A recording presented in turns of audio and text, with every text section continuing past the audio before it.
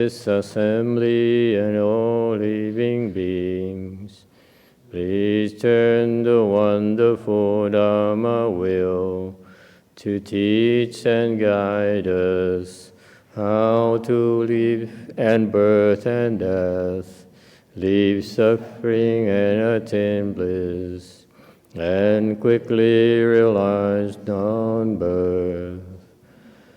Cung thính đại đức tặng thịnh, vì thứ pháp hội cấp nhất thiết chúng sanh, tịnh chiến diệu pháp luân nhau đạo ngã môn, như há liêu sanh thoát dư ly khổ đắc lạc, tốt chứng vô sanh. Homage to the Blessed, Noble, and Perfectly Enlightened One. Namo Sadanto Suchedoye Alahodi Samyao Samputosye.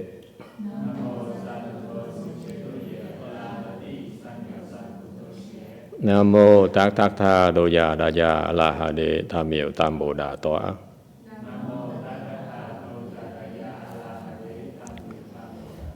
The unsurpassed, profound, subtle, and wonderful Dharma in 100,000 million aeons is difficult to encounter.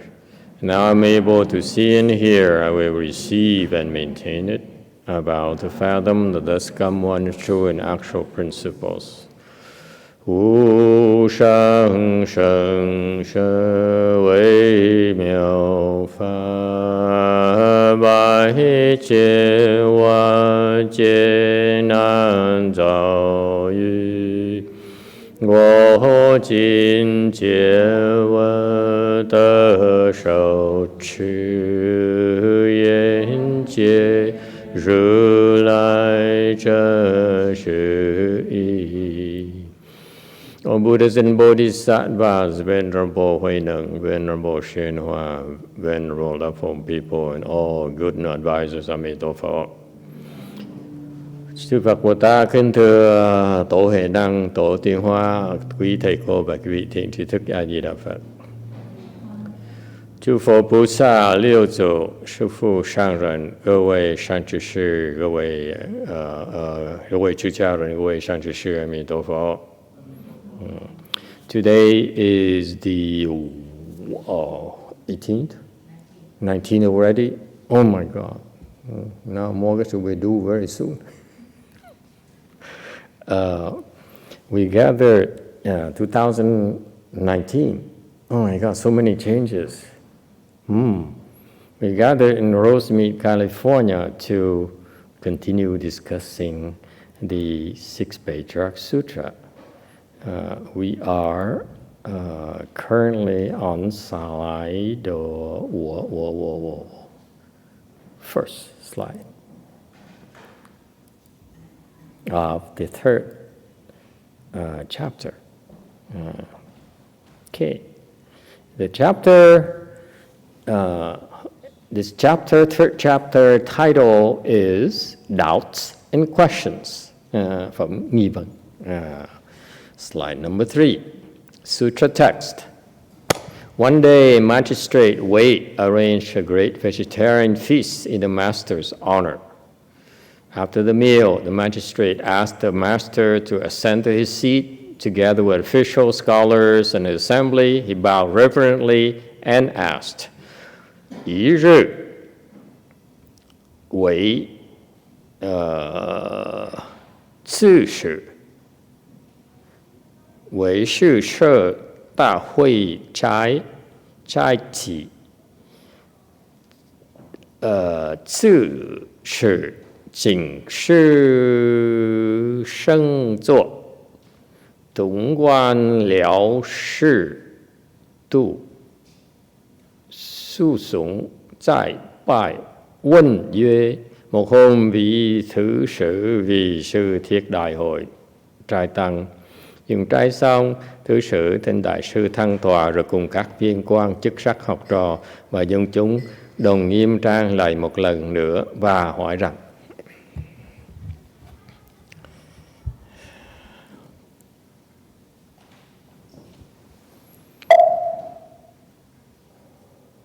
Slide number 4.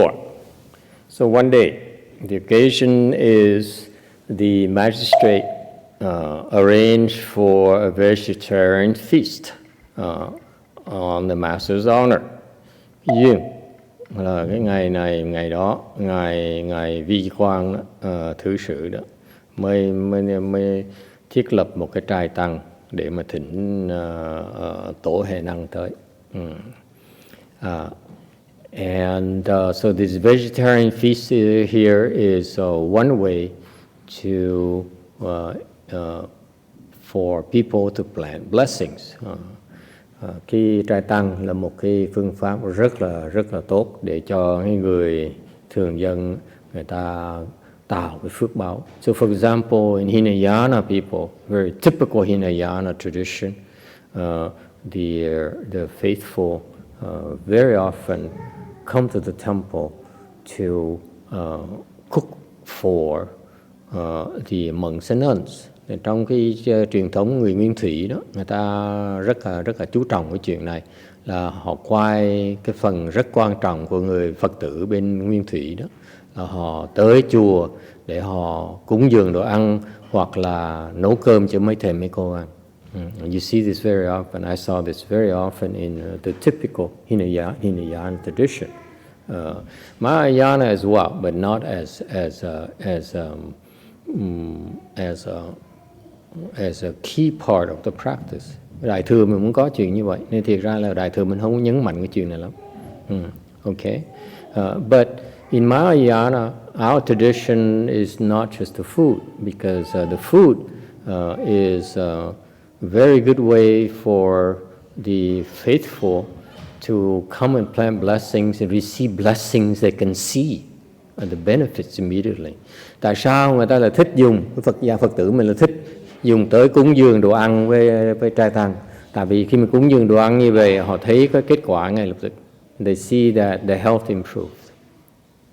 That's one direct benefits of offering, the making a vegetarian meal is to see that the health actually ameliorates. Thành ra người Phật tử nó dễ hiểu, dễ thấy lắm. Họ cúng dường như vậy thì họ thấy cái sức khỏe nó được tăng ngay lập tức. Okay, and then that's fine. That's fine. But in Mahayana, we have so many more dharmas to help you improve your health as well. Nhưng điều thiệt ra bên Pháp Đại Thừa mình có nhiều phương pháp nhiều hơn nhiều để mà giúp quý vị tăng trưởng sức khỏe của quý vị. Okay, but this is a major part of the Buddhist dharma of making offerings. Thành ra cái thiết trai tăng một pháp rất là quan trọng mà đối với người Phật tử ta dùng để mà it's very very Buddhist. Okay, the Chinese wisdom, cái người tri hệ người Tàu đó, truyền thống người Tàu đó, they like to invite about 1,000 monks and nuns. Thì cái truyền thống người Tàu, người ta thiết trai tăng cho 1.000 vị tăng, because they believe that within 1,000 monks and nuns you will find at least one arhat to come and receive offerings. Tại vì người ta tin rằng những người tổ sư dạy cho họ rằng là nếu như quý vị thiết trai tăng cho 1.000 người đó thì chắc chắn trong 1.000 người tới tham dự đó sẽ có một người là một vị tứ quả A-la-hán. Okay, so if you're able to make an offering to a 4th stage arhat, your blessings are out of this world. Quý vị có cái cơ hội mà cúng dường cho một cái vị tứ quả A-la-hán, được phước báo của vị nó không thể tưởng tượng được. Okay, so that's why. But here, in this case here, this Wei magistrate's Wei arranged for a feast for a patriarch, which is basically an enlightened being, an enlightened monk. Ngài Vi Thứ Sử này đó là thiết trai tăng cho một vị tổ sư, là chắc chắn cái người này là một vị Bồ Tát này. Therefore, a lot of people came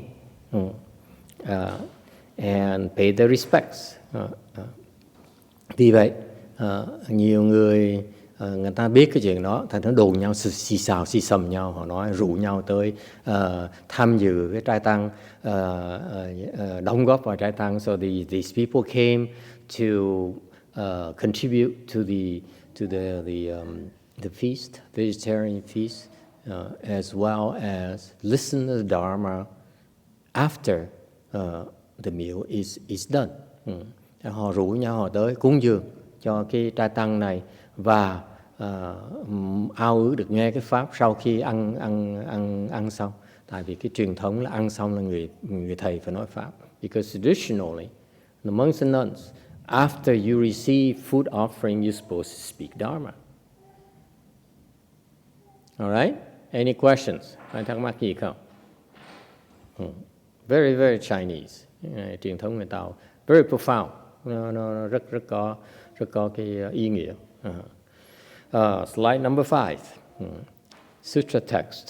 The disciple has heard the High Master explain the Dharma. It is truly inconceivable. I now have a few doubts and hope you will be compassionate and resolve them for me. 弟子闻和尚说法，实无可思议。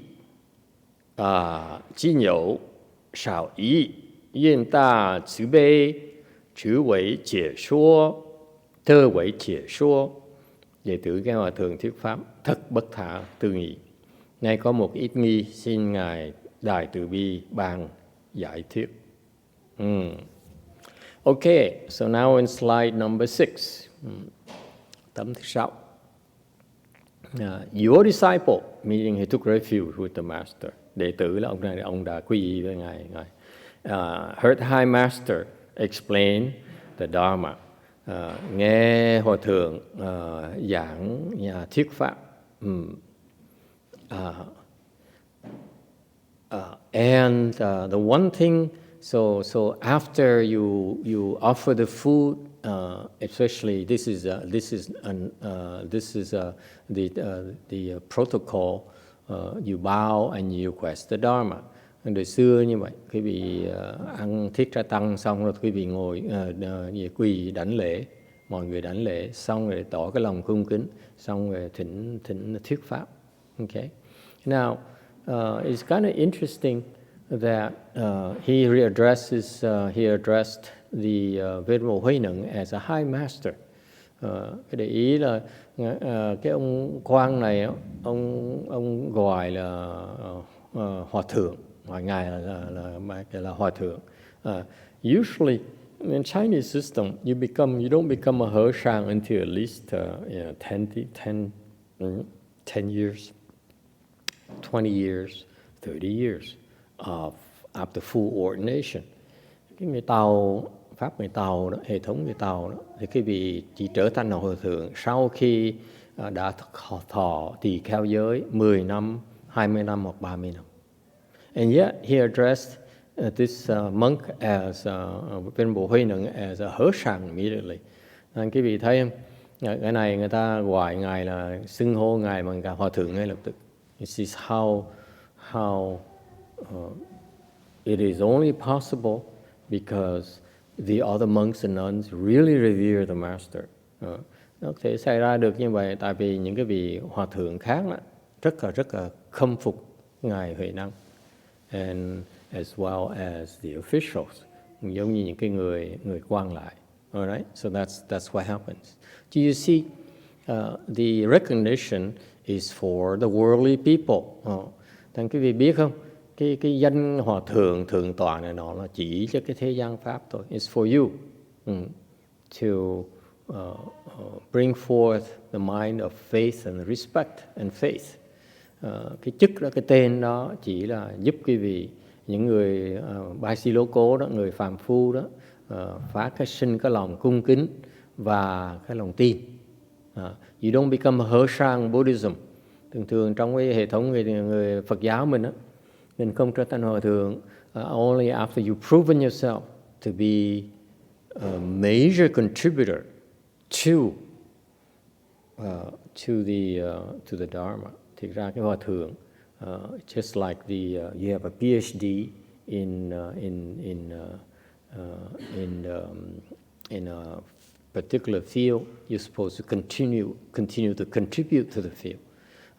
Thành ra cái vị làm hòa thượng là cái vị có cái trách nhiệm để mà cống hiến thêm về cái Phật pháp, chứ không phải là cái hòa thượng là chỉ hòa thượng. So, but unfortunately nowadays the Hersang basically are honorary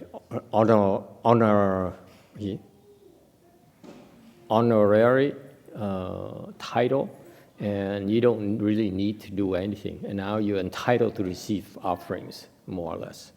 Rất tiếc cái thời mạt pháp này đó, hòa thượng là chỉ là cái người gọi là có đủ hà rồi xong ngồi đó mà nhận cúng dường thôi, chứ còn không, thiệt ra không cần phải cống hiến gì nữa. Okay.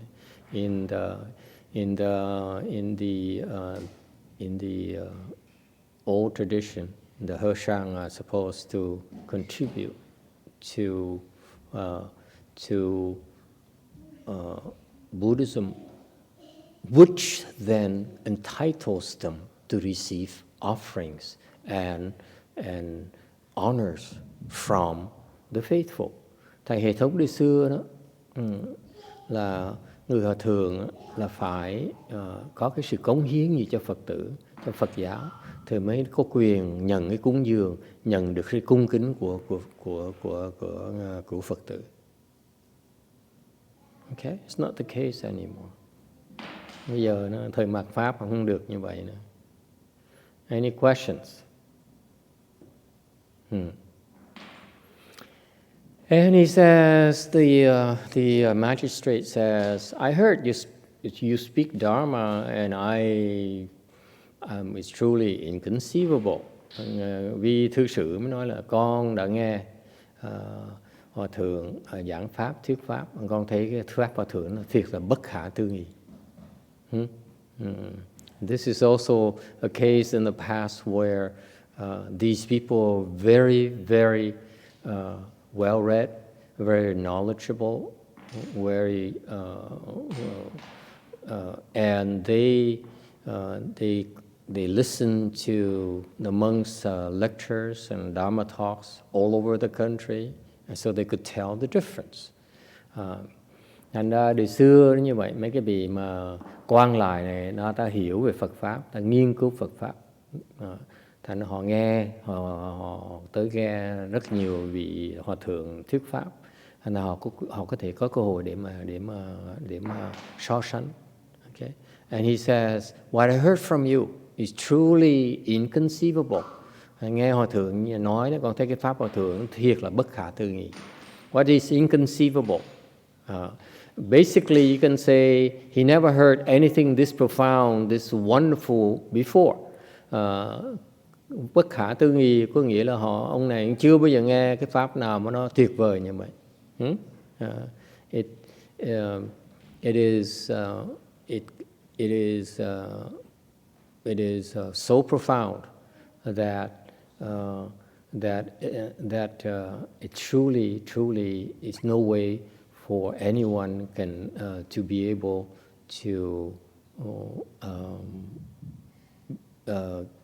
to imagine it could be that profound.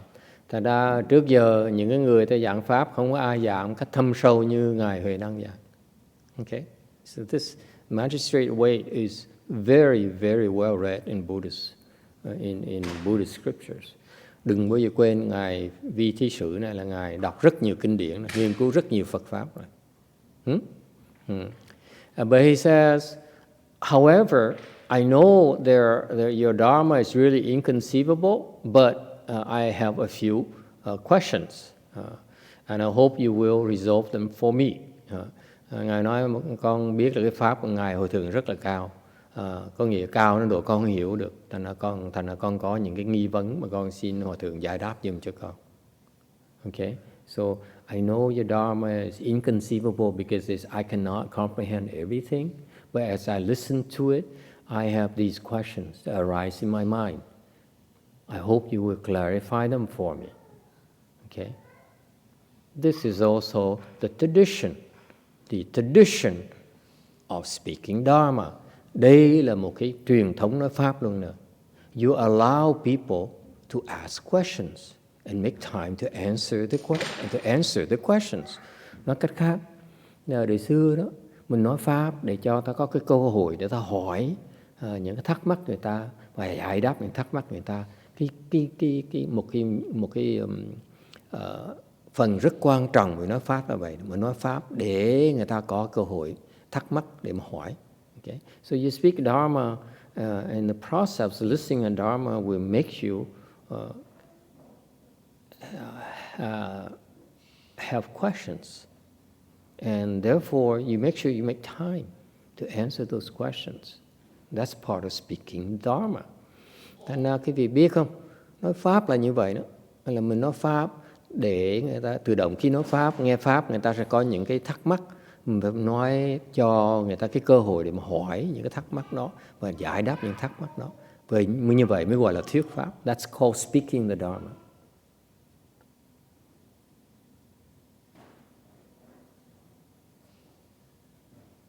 That's why speaking a Dharma is rather difficult process. Thành ra nói pháp, thuyết pháp nó rất là khó khăn. Because first of all, you need to understand the Dharma. Okay, thứ nhất là quý vị phải cần hiểu cái pháp. And number two, you must be able to resolve the listener's questions, answer the listener's questions about the Dharma you spoke. Cái thứ nhì, quý vị phải có cái khả năng để mà giải đáp những cái thắc mắc khi mà người ta nghe cái pháp của mình. Okay? This is what the Chinese used to do. Trước giờ cái hệ thống người Tàu, this is what the Chinese Mahayana, is the standard of Chinese Mahayana. Đây là cái hệ thống của Đại thừa thuyết pháp, Đại thừa mà người Tàu ta có. My master brought to this country. Và sư phụ của tôi, của thầy, đã đem tới cái xứ này. And we continue in that tradition. Và chúng ta tiếp tục cái truyền thống đó. Okay? It's a very important tradition. That's a job of a monk. Cái truyền thống rất là quan trọng. Đó là cái bổn phận của người tăng và người ni. That's why I spend time to let my students come up and speak, train to speak the Dharma. Thành ra thầy bỏ thời giờ ra để khuyến khích học trò thì lên nói pháp. And guess what? They only come up once and twice, and they're so terrified of my criticism that they don't dare come up again. Tụi nó có gan nó tới được một lần, hai lần xong là nó bị thầy đục mũi dùi nó, là nó khiếp, nó không dám lên được nữa. Huh? Some even don't even dare come up at all. Có nhiều đứa nó không dám lên nữa luôn nữa. It's not easy.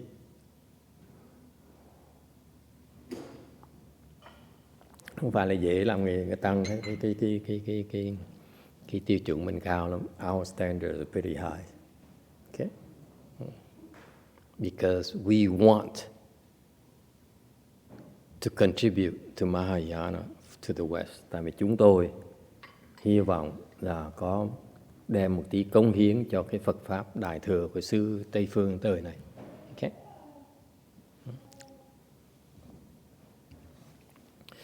Slide number 4. Why is it number 5? Why is it number 5? Oh, we're going backward. Sorry. The light is so bright, I have a hard time seeing anything. Nó sáng chói. If you come up here, you look this way, it's like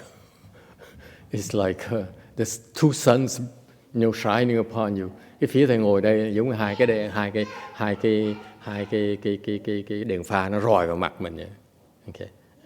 So, all right. Number 7. Sutra text. The master said, if you have any doubts, please ask and I will explain. The Honorable Wei said, what the master speaks, isn't it the same as the doctrine of the great master Bodhidharma? 师曰：有疑即问，吾当为说。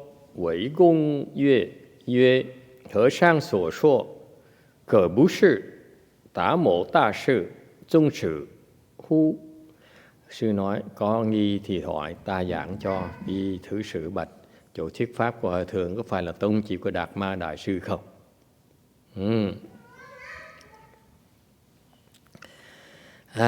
This magistrate Wei is very, very tricky and very demanding person. Cái ông vi thứ sử là thứ dữ.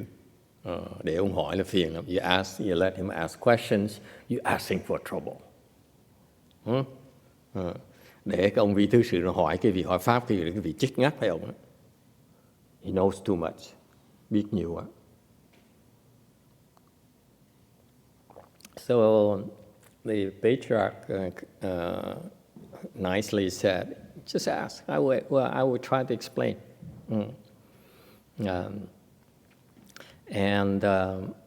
So the Honorable Wei, because this guy here is an official, thành ông ngài mới gọi là ông ngài, tại cái dùng chữ ngài trong này tại vì cái vai vế ông này rất là cao trong triều đình. In Buddhism, we have a special consideration for the officials. Cái Phật giáo mình đặc biệt là có những cái ngoại lệ đối với những quan lại. Okay, we have certain exceptions from for example the king. Chẳng hạn như cái ông vua đó có được cái ngoại lệ. Okay, so in our Vinaya, where rules and regulations, a way that define the realms of our behaviors, at least for moral monks and nuns behavior. Thành ra cái luật lệ đó trong cái Phật giáo mình đó, cho những cái tiêu chuẩn mà những cái người tăng với ni phải có những hành động ra sao. And even the rules and regulation protocols for lay people to address the sangha cũng giống như có những cái quy tắc để cái người phàm phu, cái người Phật tử có quyền nói chuyện đối phó với người tăng ni. Okay, so it's heavily regulated. Nên có nhiều cái phong thức, cái nghi thức nó rườm rà lắm. Okay, but however, these officials they have received special exemptions. Để những cái vị quan lại này, những cái vai vế cao đó, họ được những cái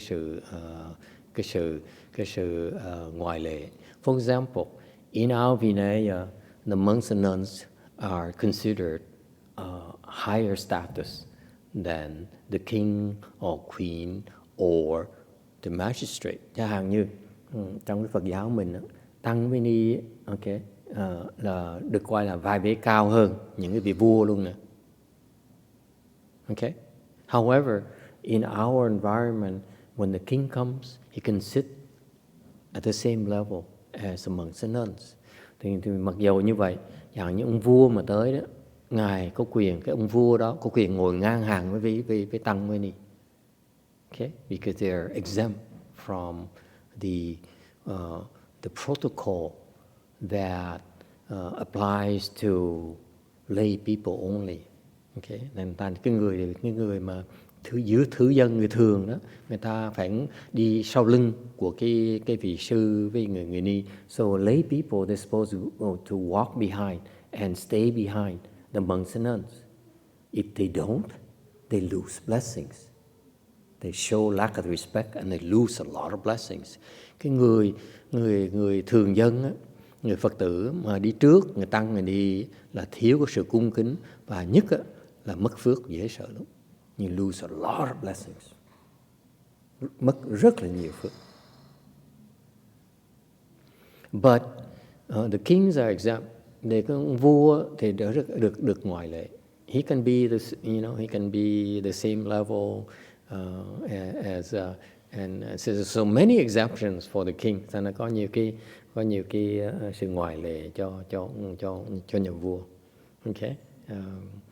So that extends to the high level officials as well. Mấy cái quan lớn cũng được cái ngoại lệ. Okay. Why is that? Tại sao như vậy? Well, it doesn't hurt to kiss up to the king, no? Không phải là mình ông vua mình nịnh bợ một tí cũng được, đâu có sao đâu. It's because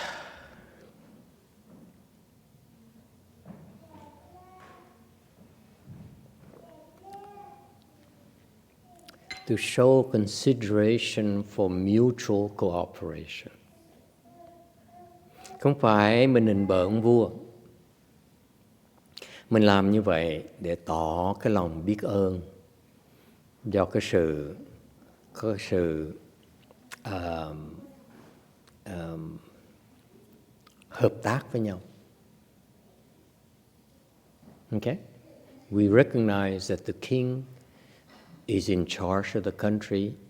Thì chúng ta đó công nhận là ông vua đó là lãnh đạo của cái xứ này. And as long we in his country, we owe to him the protection and all the support from the country, from the nation. Mà ở trong cái xứ đó thì mình phải nhớ cái ơn của ông vua, cái nước đó đã bảo vệ cho mình, đã ủng hộ cho mình. Okay? That's called courtesy. Cái đó là sự, what is it? Courtesy in Vietnamese. Phép tắc, cái lễ tắc, cái lịch sự với nhau. Rất là lịch sự với ông vua. Because we recognize that without the king's soldiers, without the support in building roads and so forth, we cannot function as monks and nuns. Thành ở trong cái xứ đó thì mình biết ơn ông vua đã có đem lính để bảo vệ cho mình.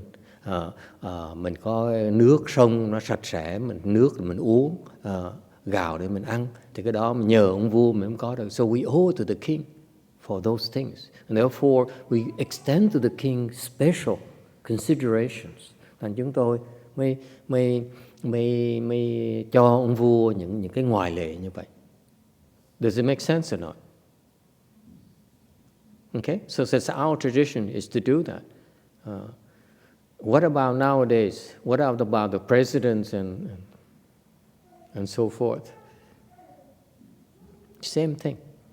Bây giờ tổng thống cũng vậy thôi. Okay, even though many of you don't like the presidents, we still need to extend to the presidents the same kind of honors, the same kind of special consideration.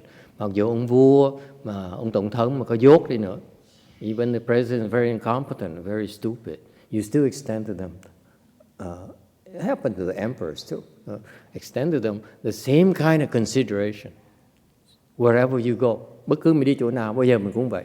The presidents get special consideration. Doesn't matter who he is, who she is. Thành ra đi đâu ông vua cũng bây giờ cũng được, bà hoàng hậu bây giờ cũng được cái sự ngoại lệ. All right, they don't need to bow to us, không cần phải lạy chúng tôi. Although it would be nice. All right. Any questions? It's very Buddhist. Okay. Not because we kowtow to the king and the queens and the officials. Mình ngoại lệ như vậy không phải để chúng tôi nịnh hót cái ông vua ấy. But because to show gratitude. Cái đó là mình tỏ cái lòng biết ơn.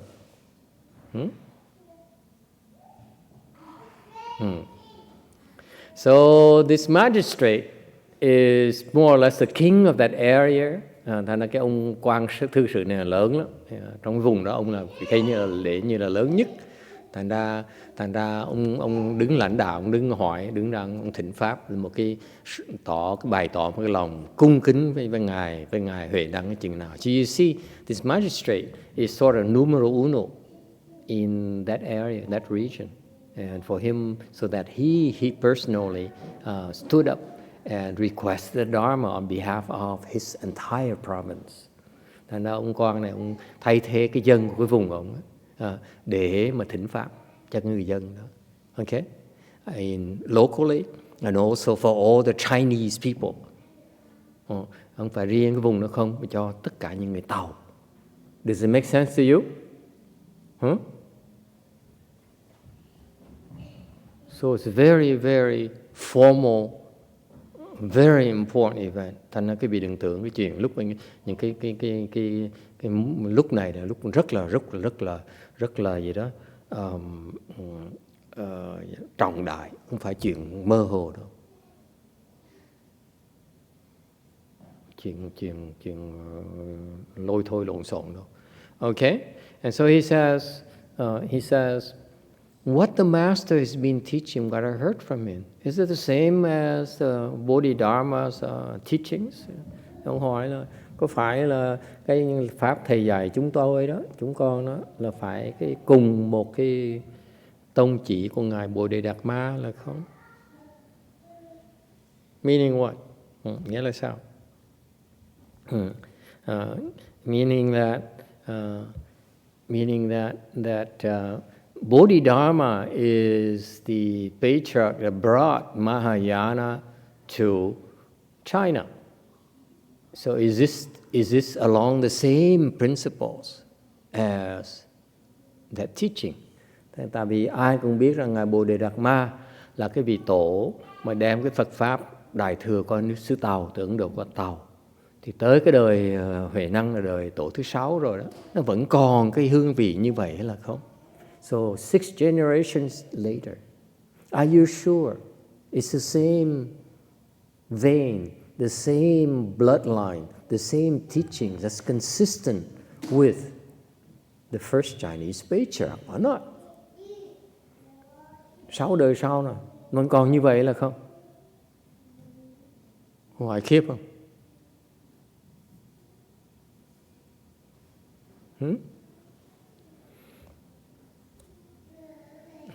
Slide number 9, Master replied, it is. Sư nói, phải. So Master says, of course, it's the same. Hòa thượng trả lời, đương nhiên.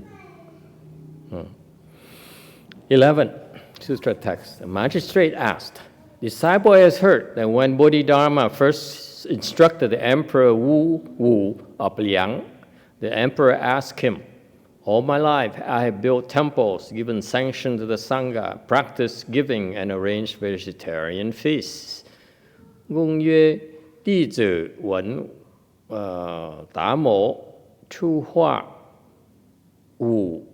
梁武帝，帝问云正一生造寺度生布施舍trái. Vì thứ sự bạch, đệ tử có nghe khi Đạt Ma sơ hóa lương võ đế, vua hỏi rằng trẫm trọn đời cất chùa độ tăng bố thí thiết trai. Number 12. It says, when the Emperor Wu met with the Bodhidharma, thì bắt đầu nói trả lời là hỏi là khi mà Bodhidharma mà gặp hoàng đế đó,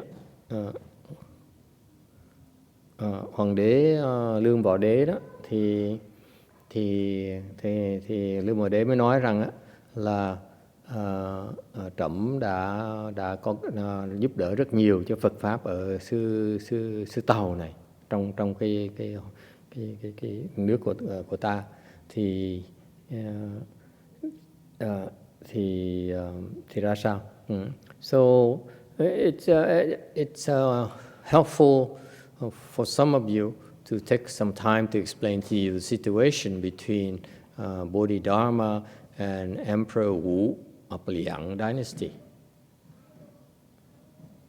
Liang, right? Liang là Liang, okay. Thì kể lại cái vị một tí cái câu chuyện giữa cái ngài Bodhidharma với ngài Lương Võ Đế. Okay. So what happened is that Bodhidharma, at the ripe age of 80 years old, after he's done with the work in India, he boarded a boat and went to China. Thì Ngài Bồ Đề Đạt Ma sau khi mà làm việc bên Ấn Độ 80 năm, tới 80 tuổi rồi, thì mới leo lên thuyền mà đi qua xứ Tàu. Okay. Interestingly, these monks, these patriarchs, do not retire after 66 years old. Thành ra cái đời xưa đó, mấy cái ông tổ sư này 66 tuổi vẫn còn làm việc như thường. And so he boarded the boat and then he landed in China. And of course, the emperor had spies everywhere. Hồi đó ông hoàng đế đó có nhiều cái người mật thám lắm, everywhere. That's what emperors do. Hoàng đế như vậy. And so the spies reported to him that there is this senior monk from India that came to the country. Thành mấy cái người mới báo cáo cho Lưu Mộ Đế rằng có một cái ông tổ sư từ bên Ấn Độ qua. Okay. And so Emperor Wu immediately sent an emissary to invite the patriarch to the royal palace, to court. Lưu Mộ Đế mới lật đật là sai người tới thỉnh Ngài Bồ Đề Đạt Ma tới vào triều ngay lập tức. Okay, so you imagine this Indian monk here? Quý vị tưởng tượng một cái ông sư người Ấn Độ, you know, his skin is kind of dark, like the typical Indian person. I cannot tell looking at Indian people nowadays. Many of them are so white, especially the actors and actresses. The skin is too light. Thì hiện bây giờ cái tưởng tượng mường tượng từ xưa cái ông Bồ Đề Đạt Ma cái da nó hơi ngâm đen, okay. Nhưng mà thời buổi này là mấy người tài tử, người Ấn Độ bây giờ da nó nhẹ, nó trắng hết rồi, okay. But back then, imagine this monk here, black skin, dark skin because of all the walk outside under the sun and so forth. Từ xưa cái ông này cũng là đi dưới nắng cũng nhiều, thành ra da nó càng ngày vừa đen, đã sẵn đen còn ngâm đen hơn nữa. Okay, he's bearded, okay, râu ria xồm xoàm, okay, very very uncouth in appearance. Cái tướng rất là thô, unlike the Chinese Hershang, Chinese High Master, nó ngược lại cái hình tướng một cái vị hòa thượng người Tàu đời xưa. Back then, the Hershang, Chinese Hershang, were very well dressed. Hồi xưa hòa thượng mặc áo quần sang trọng, and no beard, không có râu. Unlike the Koreans, they have mustaches. Koreans and the Japanese imitated them, so they all have mustaches. Yes. Tại cái Phật giáo bên Đại Hàn thì có để râu mép. Rồi mấy Nhật nó qua nó mượn cái Phật giáo từ Đại Hàn về, Phật giáo Nhật là từ Đại Hàn qua. So the Japanese came to Korea and brought back the same images, mustaches. But the Chinese no mustache, very typical Vinaya regulation. Từ xưa người Tàu ta theo cái chánh pháp, người ta không cho sư mà có râu. My disciples, they sometimes forget who they are and they think they are like descendants of Bodhidharma, so they allow the beard to grow as well. Đệ tử thầy thỉnh thoảng cái vị để ý có mấy cái thằng khùng đó, nó nghĩ nó là đệ tử truyền tông của cái dòng Bồ Đề Đạt Ma, thành ra nó để râu, nó cứ thỉnh thoảng nó cứ để nó không cạo râu, mặt cái đen. All right, so can you picture this black skin, the black monk, dark skinned monk with a beard, okay, with tattered clothes. Quý vị tưởng tượng lúc mà Bồ Đề Đạt Ma vào triều đó thì râu ria xồm xoàm, da đen thui rồi, okay, mà áo quần rách rết, rách mà vá, and he met with the emperor. This is how Bodhidharma was. Bodhidharma hồi xưa như vậy đấy. Okay. Never try to impress the emperor. Không có cố ý làm gì đặc biệt cho ông hoàng đế. So you see, so the first look of the emperor took one first look at this monk here and he says, "You a patriarch, really?" Nên cái vị phải hiểu rằng cái ông hoàng đế này đó là quyền hành dễ sợ lắm. Okay. Thiên tử mà con của trời mà đâu phải chuyện chơi. Liếc mà cái ông nhìn cái hòa thượng thấy đen thui mà xấu trai mà vừa râu đi xồm xoàm mà thô dễ sợ, nổi cái lòng khinh ngay lập tức. Brought forth the mind of, this is very key, it's not written in the books. Lòng khinh ngay lập tức. No respect. Trong sách không có chuyện này đâu.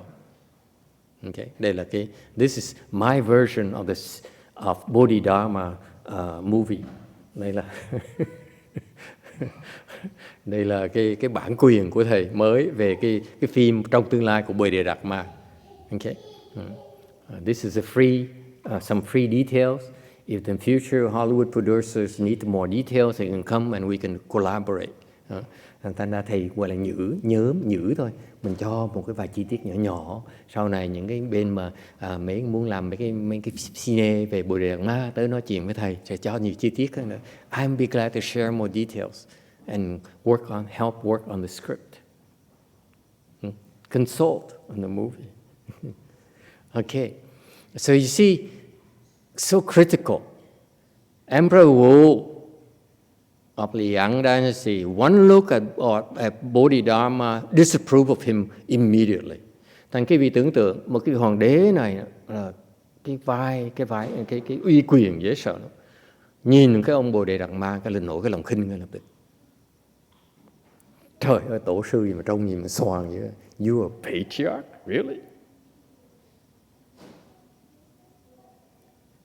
But he's cool. He's an emperor. He's used to looking down upon all the other emperors and kings anyway. Để ông này, ông Lưu Bảo Đế là hoàng đế rồi, thành ra là quen là khinh thường những vua khác, những người quan khác. Thành ra he didn't show, thành không có lộ ra. So what did he do? He says he tried to impress this uncouth monk immediately. Thành gặp ông này một cái là sinh cái lòng khinh thường, xong ra lấy thịt đè người ngay lập tức. Hỏi là tôi đó, trẫm đó đã ủng hộ cho Phật giáo rất là nhiều. I have made significant contributions to Chinese Buddhism in my country.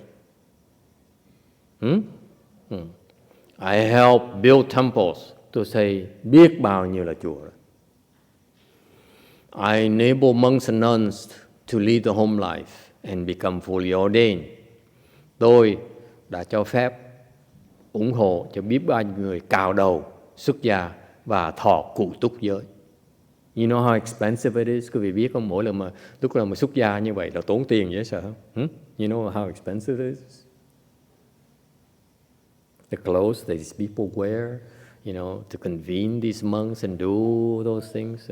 Mỗi lần mà tổ chức một cái giới đàn như là tốn tiền vậy sao? It's very expensive. And this emperor here sponsored so many monks and nuns to become monks and nuns, to lead the home life. Thành ông hoàng đế này, mấy cái người từ xưa, mấy ông sư, mấy người đi xuất gia toàn người nhà nghèo không à, đâu có tiền đâu, thành ra mới xuất gia. So back then, people left home life because the majority of them are very poor, uneducated, đã nghèo, còn không có học thức nữa. Xuất gia, tại vì xuất gia nó dễ sống hơn một tí. The majority of them left became monks and nuns because they cannot support themselves honorary out there. Họ xuất gia tại sống ở ngoài đời cũng được. So that's why this emperor here, he supported a lot of these people who have no money and no education and so forth. Nên ông này ủng hộ. Tôi vào để ủng hộ biết bao nhiêu người xuất gia, không có tiền xuất gia, ủng hộ tự nhiên thường. Okay. And then I set up vegetarian feasts. Tôi thiết những trai tăng. And so, all right. Let's go to slide number 13. Tấm 13. Sutra text. What merit and virtue have I gained? Bodhidharma said, in fact, there was no merit in virtue. The disciple has not yet understood this principle and hope that the High Master will explain it. Dẫu hở cung tợ, tả mộ yến, sử vụ cung tợ, đi tử, quay tả xử lý. Yên hở sang quỷ số, có công đức gì? Đạt Ma nói, thật không có công đức, đệ tử chưa hiểu thấu lẽ ấy, mong Hòa Thượng giảng cho. Slide number 14. And so Emperor Wu was surprised by Bodhidharma's answer. Thì ngài Bodhidharma thì rất là cốc lộc, trả lời rất là cốc lộc, rất là thiếu lịch sự,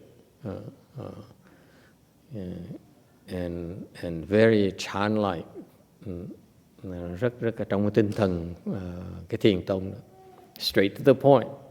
There's really no merit in virtue at all. Thì Bodhidharma trả lời thẳng luôn là không có công đức gì cả. And so Wei magistrate says, how could Bodhidharma, Venerable Bodhidharma, say there's no merit in virtue? Surely, if you understand his dharma, you should please help me understand his answer, his rationale. Thành ra ông Quang Vi đó, Vi thư sự đó mới hỏi là con thực sự không có hiểu được là tại sao ngài Bồ Đề Đạt Ma đã trả lời là không có công đức gì cả. Thì tại vì thầy á, Hòa Thượng á, là cùng cái pháp của ngài Bồ Đề Đạt Ma để chắc chắn hiểu cái lý do này. Alright. 15, tấm 15. Sutra text. Do not mistake blessings for merit and virtue. Merit and virtue are in the Dharma body, not in the cultivation of blessings. Bố cờ chăng phủ gân quỷ phủ tợ, cung tợ giai phả sân trung, bố giai siêu phủ. Không thể lấy phước làm công đức ở trong pháp thân không phải tài tu phước.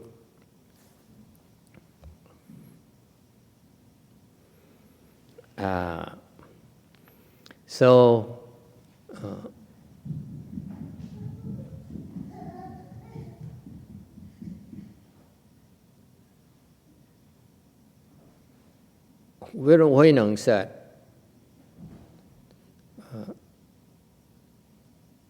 you should not make any mistakes about this.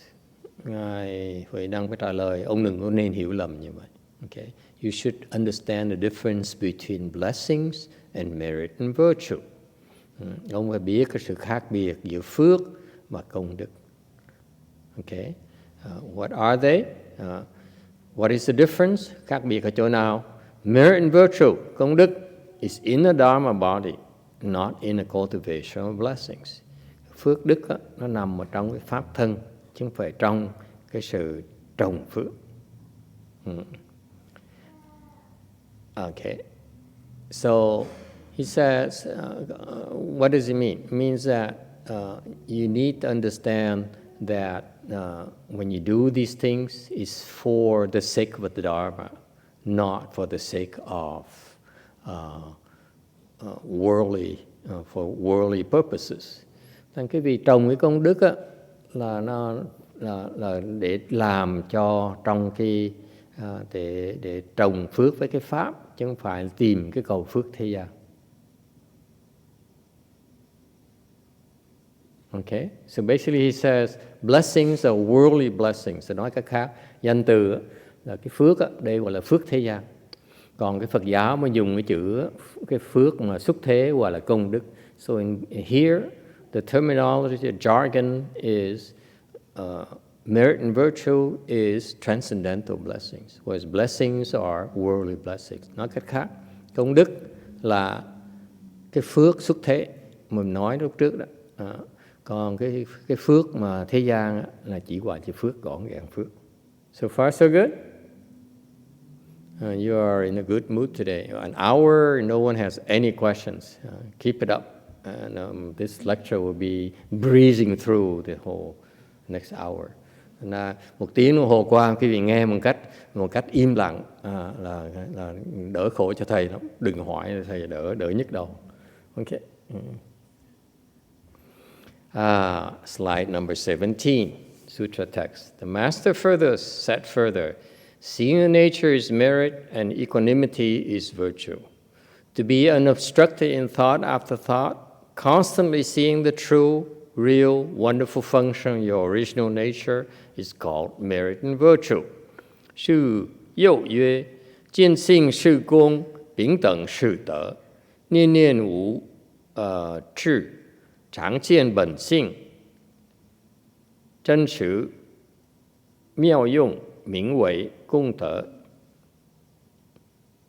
Sư lại nói, kiến tánh là công, bình đẳng là đức, niệm niệm tâm vô trệ, thường thấy bổn tánh, dự dùng chân thật, ấy gọi là công đức. All right, we on slide number 18. We're flying tonight. Tối nay làm được tấm thứ 18, mừng vậy. I'm so happy. Bình thường nhiều khi mình nói 2 tiếng đồng hồ nói một tấm chưa xong. Very often we spend 2 hours on one slide, part of a slide. And tonight, 18 slides. So like 18 weeks already. 18 lectures already.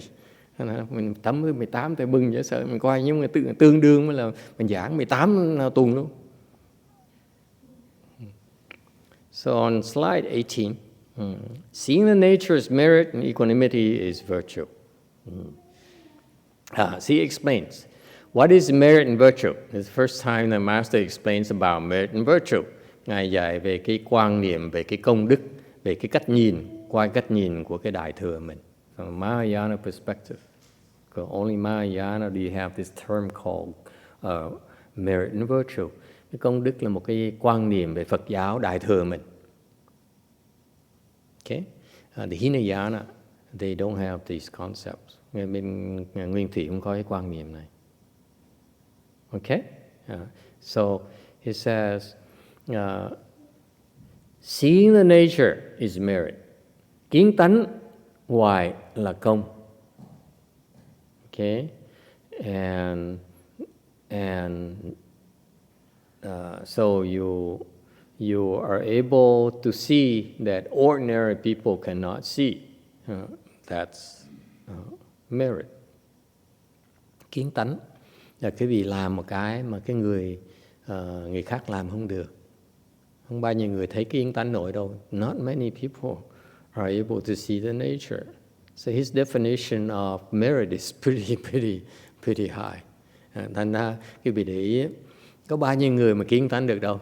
Mà ông này ông chơi sọ lương bò đế. So this venerable Wei Neng Bodhidharma actually was giving Liang Wudi a hard time. Emperor Liang a hard time. He says, if you want to talk about you think you're so special, you think you are of the cream of the cream. Vì ông nghĩ là ông là hoàng đế, ông nghĩ là ông giỏi, ông ngon lành, tôi cho ông biết cái tiêu chuẩn cao của cái công là cái gì. Cái công á là thật là kiến tánh. So my very high standard in Buddhism, my such high standards for merit is called seeing the nature.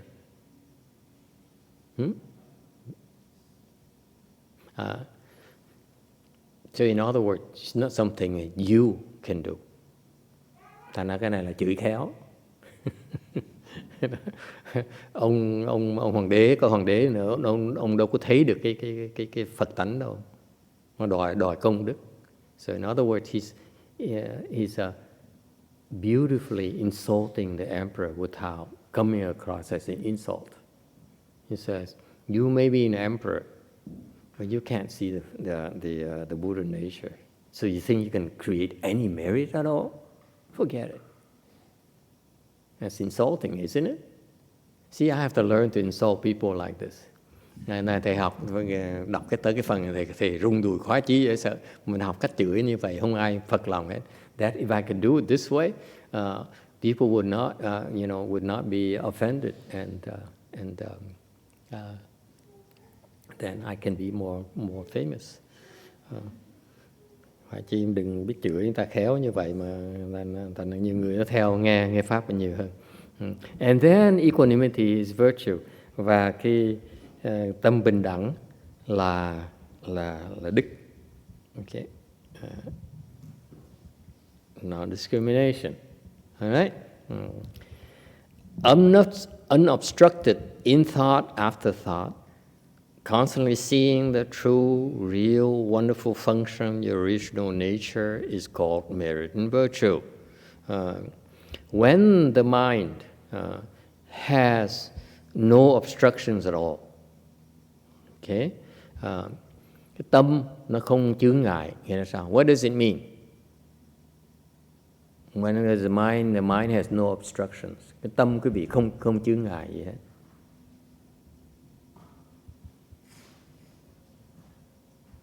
Okay.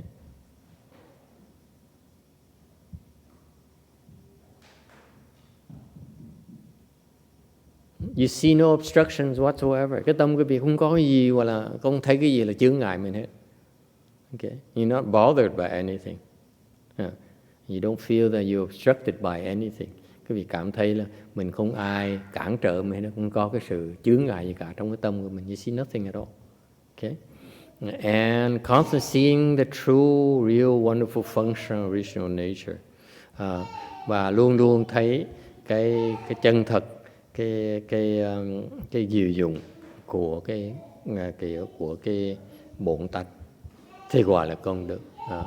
So that's the definition of merit and virtue. You see the true, real, wonderful function, the original nature. It's called merit and virtue. Okay. Again, it's a lot more involved than your highness are able to, you know.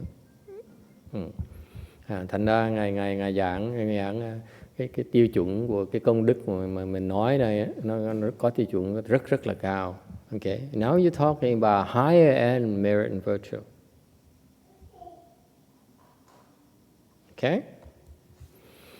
19, Sutra text. Okay, inner humility is merit, and the outer practice of reverence is virtue. Your self-nature establishing in 10,000 dharmas is merit, and the mind substance separate from thought is virtue. 内心谦下是功，外形与理是德。自性建立万法是功，心体lý念是德。Nội tâm khiêm hạ là công, ngoài hành theo lễ là đức. Tự tánh kiến lập vạn pháp là công, tâm thể lìa niệm là đức. Slide 20. Inner humility is merit, and the outer practice of reverence is virtue.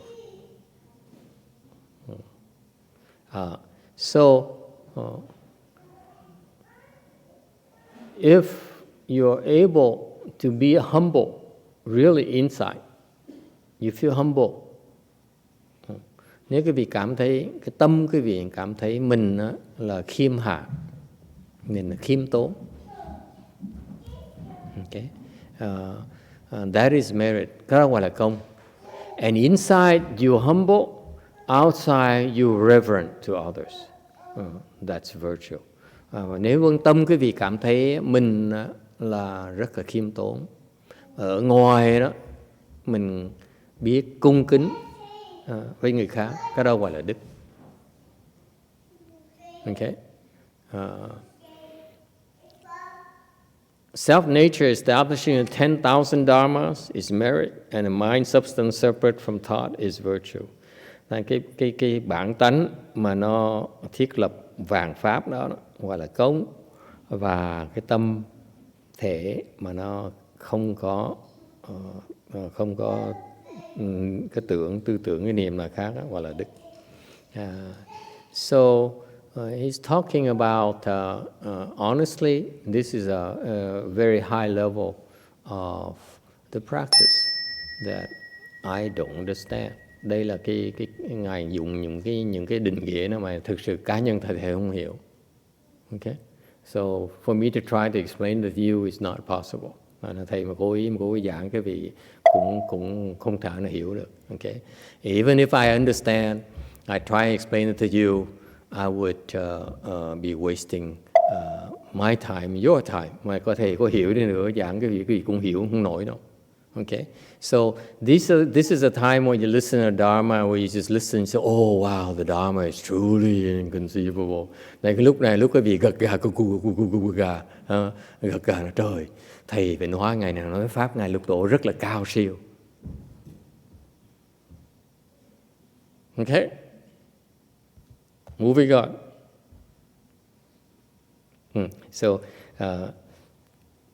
So the merit here, and giving rise to 10,000 dharmas, cái công là mình tạo ra một vàng cái pháp. Meaning that, what does it mean? The mind giving rise to the 10,000 dharma, cái tâm mà nó tạo ra một vàng cái pháp nghĩa là sao? What does it mean?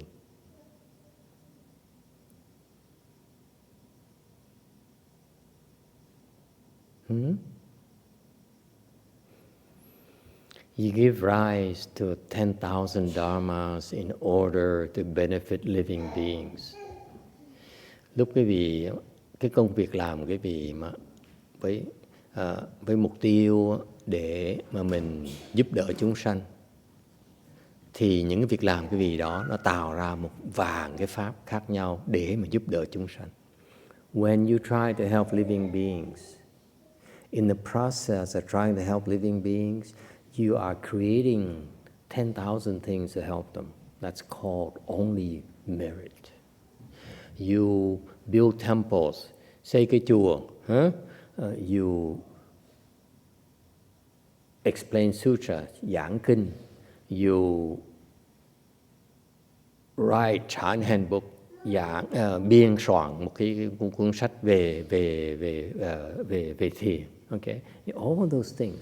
Okay, you are creating the 10,000 dharmas in order to benefit living beings. That's called merit. The sheer fact that you're doing things every day to benefit others, the things you're creating in that process is called the 10,000 dharmas that help you create merit. Okay, cái vị phải hiểu đó, khi mà những cái người mà quý vị mà bỏ cuộc đời mình đi để mà giúp đỡ người khác đó, thì những cái gì mà quý vị làm trong ngày đó là đang tạo 10 vàng cái pháp để mà giúp đỡ người khác, gọi là cái công. Contrast that to those normal people like us who only build temples so that we are more famous and have a more comfortable place to eat, okay, better food to eat. And that's not merit. Ngược lại, những cái người mà chẳng hạn như ông tăng như chúng tôi mà lo kiếm cái nhà thờ thiệt bự để mà làm le với gia đình với là thiên hạ đó, thì cái đó không phải là công. Okay, chưa phải là công. Okay? Can you understand the difference? When he talks about the 10,000 dharmas here, it's purely for the sake of benefiting others. Then it's called merit. Ta phải hiểu cái tiêu chuẩn Ngài Huệ Năng là nói rõ ràng. Ngài nói là nếu quý vị làm những cái chuyện mà mới cái mục tiêu duy nhất là để mà giúp đỡ chúng sanh, phục vụ người khác đó, thì mới gọi là công. Chứ không phải phục vụ cho mình, không phải là công. When you serve yourself, it's not merit. Questions? Yes? Does it make sense? Yeah. And the mind, substance separate from thought is virtue. Và nếu như cái tâm thể cái vị nó không có niệm thì gọi là đức. Okay, meaning that you put when you put an end to your sixth consciousness, meaning your thinking mind, that's called virtue. Và cái đức là khi mà quý vị có thể ngừng suy nghĩ, để cho cái óc suy nghĩ quý vị nó ngừng lại thì mới gọi là cái đức thật sự.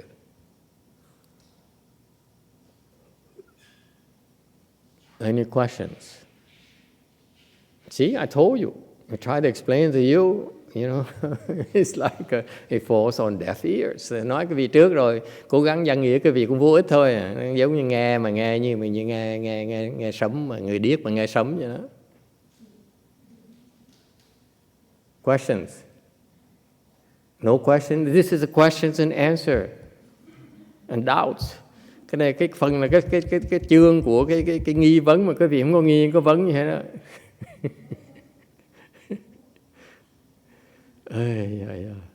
American Buddhism has such a long way to go. Phật giáo xứ Mỹ này công nhận rõ ràng là sơ khởi, thiệt là sơ khởi. Okay, 21. In only beginning of the chapter and you have no questions. Cái phần đầu thôi cái chương 3 này quý vị không có thắc mắc gì hết hả? Chết ngất, chết giấc rồi. So we're going to go like this the rest of the chapter. Very fast. We fly through this. Yes, ma'am. Don't force yourself. So the mind, shim, and the thought, nyam, can we have a clear definition so we can understand the difference between those two? Because sometimes in the slides, when there's shim, it's been translated to thought sometimes. Yeah, it's meant to be like that. Oh. It changes all the time. It's not uncommon because this is what bothered me when I first read about these things. Câu hỏi là cái tâm á, với là cái niệm á, nhiều khi nó giống nhau, nhiều khi nó khác nhau. Tại sao nó có sự lũng củng lộn xộn như vậy? Thầy nói lúc đầu thầy học pháp á, thì có vấn đề, có thắc mắc này lớn lắm. This is my problem too. That is these terms are lumped together, sometimes used as a different, sometimes they seem to be similar. Nhiều khi dùng là giống nhau, nhiều khi dùng là khác nhau. Okay, for a reason. Nó có cái lý do như vậy. It's interesting. Okay, and I thought, and after a while, I thought maybe I should try to differentiate it for you. Lúc sau thầy nói là chắc bây giờ mình có hiểu một tí xíu rồi, mình nên giúp quý vị hiểu rõ hơn một tí. Okay, I thought I would try to help you understand what it means. Okay, and now I decided against it. Thầy không muốn, because it's hopeless. Tại vô ích. I'm not trying to insult you. Okay, không phải thầy cố ý nói mắng nhiếc gì cái gì. No, actually, it's by design. It's so beautiful. The beautiful thing is that if you really care, you see that there's some built-in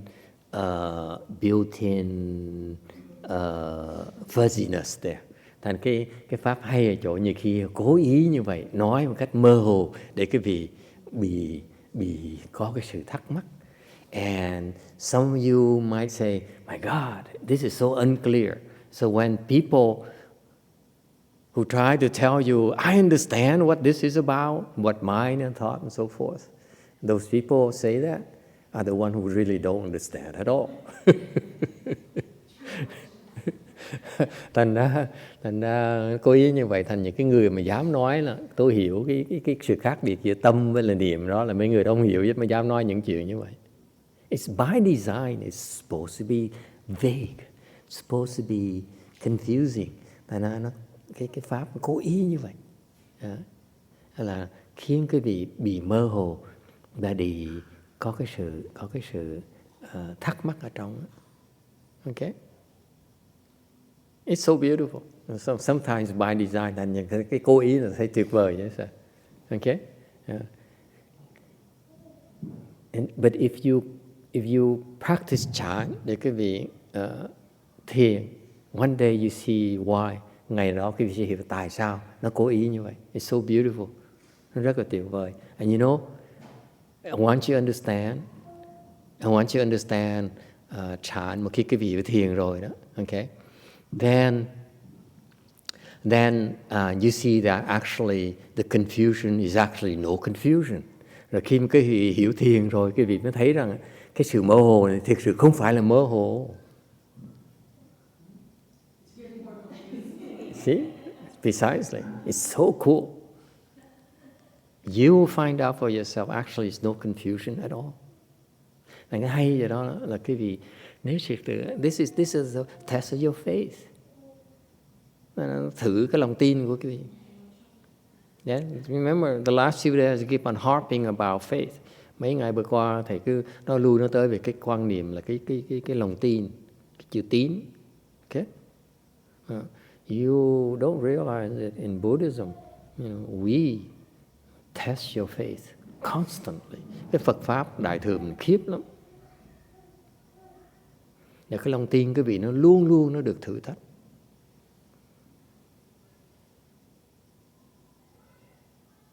And what happens to people with low level potential, cái người bị thử thách như vậy mà người ta bị rớt đó, thi rớt đó. And these people who are tested and they fail the test, what do they do? Mấy cái đứa mà nó thi rớt đó, what do they do? Nó chạy qua chùa bên kia.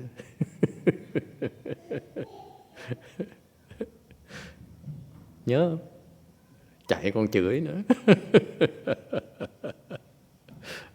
Nhớ không Quảng Ngân? Nó bỏ nó chạy, nó còn chửi mấy là đồ này đồ nọ nữa. What happened to see the Mahayana test of faith is very, very tough, Sean. The people who fail miserably would run away to another temple and then badmouth you.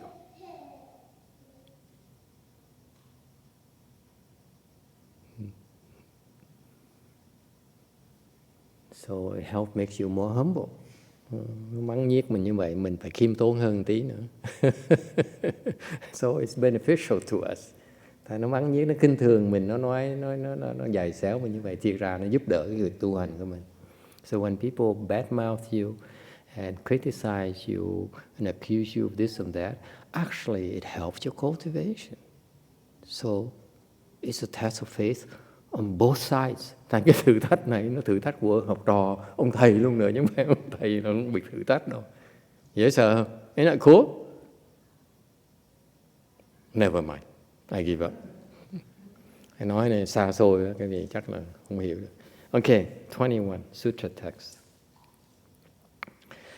Not being apart from the self-nature's merit and its use in accord with the conditions without defilements is virtue. If you seek the merit and virtue of the Dharma body, simply act accordingly, for this is true merit and virtue. 不理自性是功，应用无染是德，若密功德法身，但依此作是真功德. Bất lìa tự tánh là công, ứng dụng vô nhiễm là đức. Muốn tìm công đức pháp thân, chỉ y thế hành mới là chân công đức. Okay, we're on slide number 22. Any questions? Hoài quý vậy hết. Không ai thắc mắc cái gì hết. Rõ ràng tối nay hơi xa vời một tí. Not being a part of self-nature is merit. Không lìa cái tự tánh mình gọi là công. Meaning that many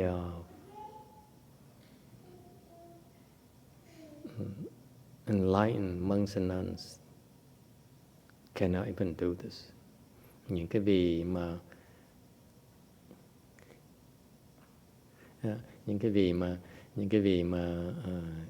sư ni mà đắc giác ngộ rồi làm này chưa nổi nữa.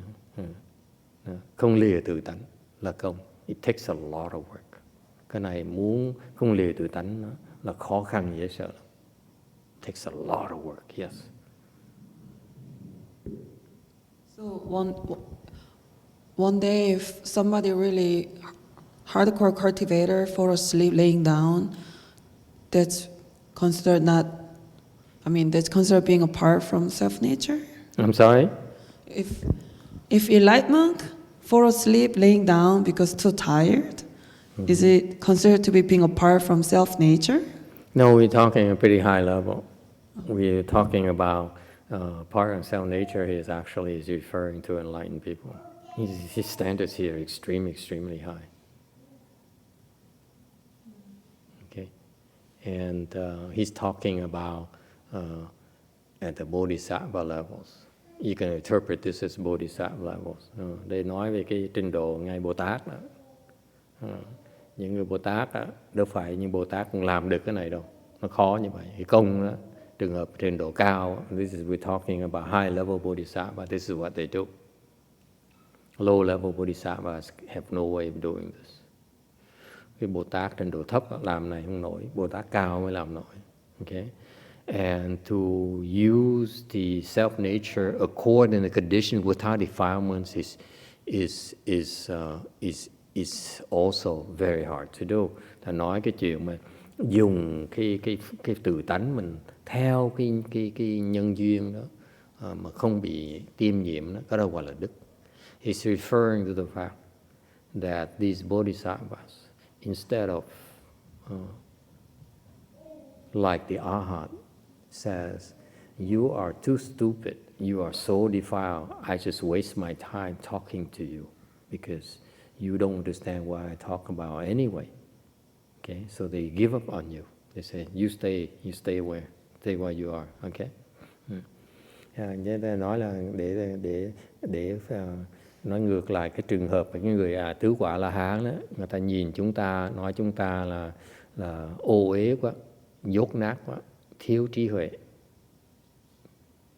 Thành ra họ nói giảng tụi bay vô ích thôi, tại tụi bay hiểu không được. Thành ra ta tới ta giảng tụi bay, ta phải về phải tắm rửa, dơ giấy tốn thì giờ ta mệt mỏi nữa thôi, không có lợi gì hết. Thành không làm nữa. Còn cái vị Bồ Tát này, ta nói là tôi biết cái vị dốt, cái vị là đê tiện, hạ cấp. Okay, we know you low lives. They know we are low lives.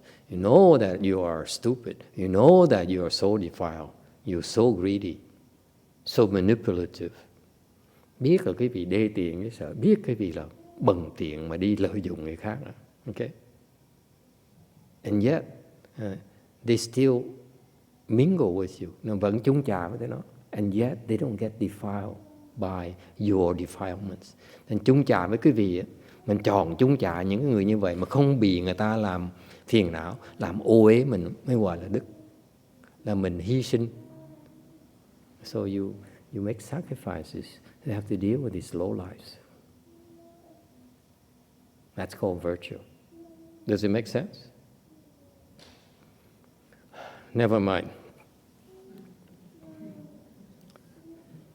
And I disagree with that. The English translation a little bit. It's not a big deal.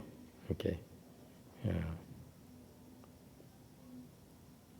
They don't understand, understandably, because these people are Hinayana tendency. That's why they don't understand. This is very, very high level he's referring to. Okay. And cái trình độ này mà dịch ra cái này, cái tiếng Anh này là trình độ rất là cao, thành ra không trách cái tụi nó được. Okay. If you seek the merit and virtue of Dharma body, simply act accordingly. For this is true merit and virtue. So what he's saying is that, if you do these things, if Bodhidharma had done these things, build the temples, sponsored the sanghas, set up vegetarian feasts, and so forth.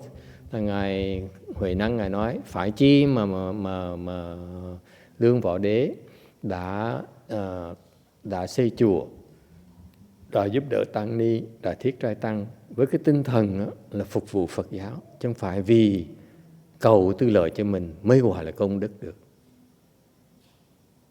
Does it make sense? Had the emperor done those things for the sake of the Dharma, for the sake of helping others, not for without a single iota of self-benefit, then it could be called merit and virtue. Questions? Ai thắc mắc gì không? No? Okay, we understand it clearly. Ai cũng hiểu cái này hết rồi. 23 Sutra text. Those who cultivate merit and virtue in their hearts do not slight others, but always universally respect them. Those who constantly slight others and do not cut off the me and mine are without merit.若修功德之人，心即不精，常行普净，心常净人，无我不断，即智无功. Người tu công đức, tâm thì bất khinh, thường hành phổ kính. Nếu tâm thường khinh người, ngôn ngã chưa đoạn, tức từ vô công. So you don't need to understand this meaning exactly. It's for reference, for future reference. Nghe cái kinh, cái phần này, cái vì Ngài giảng nó cao quá đi, thành ra chỉ nghe cho vui vậy thôi. Mình nghe thì mình biết ở trong tương lai, trồng chủng từ trong tương lai, mình có thể trở lại đây và đọc lại. So in the future you can refer back to it if you want to have a more advanced understanding of merit and virtue. Nhắc lại cái phần này, cái phần giảng về công đức ở trình độ rất là cao. Okay? It's not about understanding. You just have to know you have to, in the future, have to come back to it. Trong tương lai trở về. The more the higher level you reach, the more you improve, the more you understand these. Cái kinh là chiều sâu dễ sợ. Cái việc càng tiến bộ càng hiểu thêm nữa. Okay? So here he's saying on slide 24, the commentary, it says, when you cultivate merit and virtue, you don't slight others, but always respect them. This is what Emperor Wu of Liang Dynasty failed to do.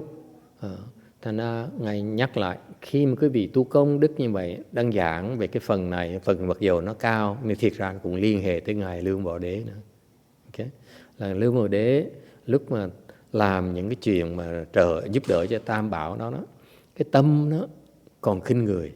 What happened to the Emperor Wu is that when he was helping other monks and nuns and the Sangha and building temples and so forth, he's actually was this looking down upon the Sanghas. Okay, unfortunately, at those times, these high masters, these monks and nuns, were obsequious to the emperor. Tại thời đó, thầy chắc chắn là những cái vị mà hòa thượng tọa đời sư bên Tàu đó, khi mà thấy mà Lương Võ Đế tới là run cầm cập. Okay? Như gặp người mẹ vậy đó. Okay. and so that's why Emperor Wu brought forth a mind of irreverence. Vì mấy ông sư đó cầu cạnh với nhà vua, nhà vua hoàng đế, thành ra ông hoàng đế sinh cái lòng khinh thường. Okay? And so he says that the emperor should not have slighted the monks and nuns. Actually, should have universally respect them, whether they're short, they're fat, they're black or white, or beardy, or ugly, or dirty, and rich and poor, and so forth. Thành ra Ngài mới giảng là nếu như Lương Võ Đế hồi trước đó, Nếu như mà cái tâm mà Ngài nhìn những người sư, người ni đó mà không có cái lòng khinh thường, mặc dầu người ta có gì đó, có luồn, có cao đi nữa, hoặc có mập hay là có hay là ốm đi nữa, da đen hay là da vàng đi nữa, thì như vậy mới thiệt sự gọi là công đức.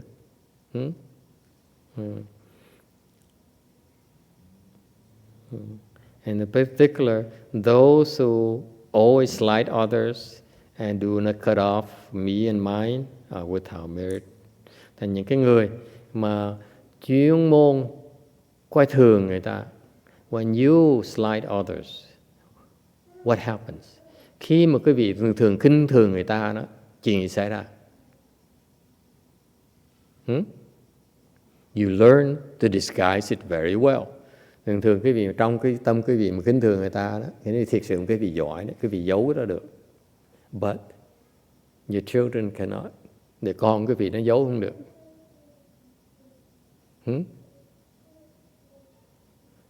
Your children cannot disguise it. Therefore, your children are not liked wherever they go.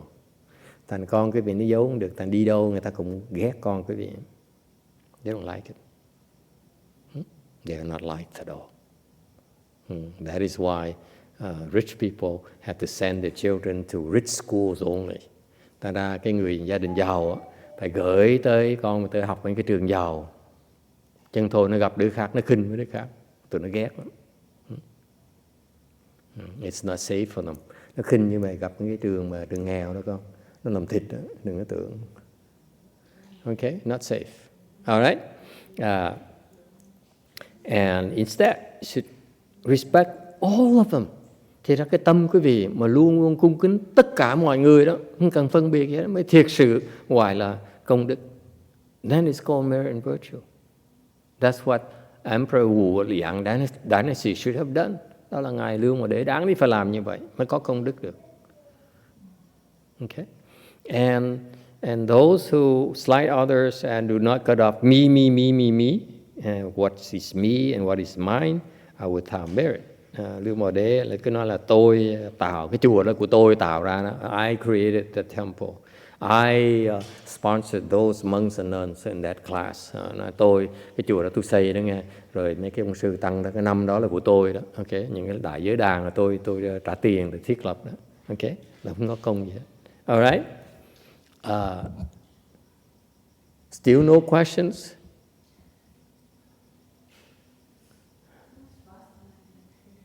Yeah, we finish this chapter in no time. Mình bay qua cái cái chương thứ 3 này. 25 Sutra text. The false and untrue self-nature without virtue. There is me and mine, and there is a big ego that constantly slights others. 自性虚妄不实，自己无德，为无我自大，常尽一切故。Tự tánh hư vọng không thật, tức từ vô đức, bởi ngô ngã tự đại nên thường khinh nhất thiết.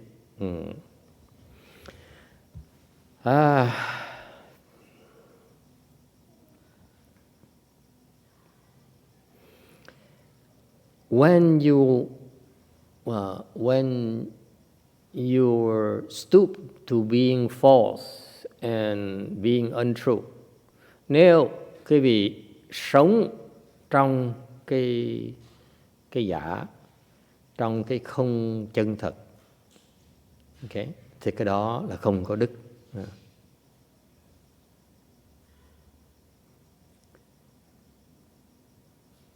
If you live a life where you constantly say constant lie and are untruthful as a person, then you have no virtue. Sống mà hay nói láo, thiếu cái sự chân thật đó, thì cái đó quý vị là không có đức. Okay. And there is a me and mine, cái gì cũng có mình ở trong đó. There's a big ego, có một cái bản ngã. And constantly slight others because you feel that they don't measure up to you. Và khinh thường người khác tại vì nghĩ là thấy rõ ràng người ta thua mình. Okay? Không cách nào mà so sánh với mình được. Okay?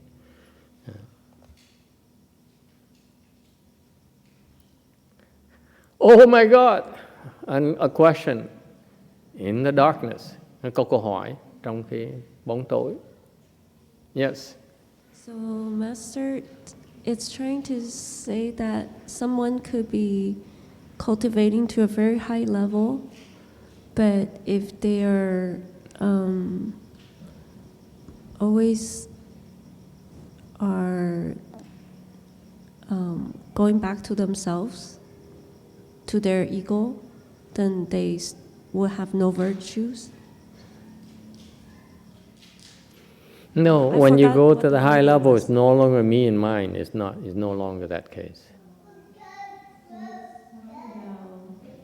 He's talking about these everyone. Okay. Oh. But you were saying that being apart from self-nature is very hard to do. I'm sorry? You were explaining that being apart from self-nature is very hard to do for even the people who cultivate to a very high level. For their particular time of practices, yes.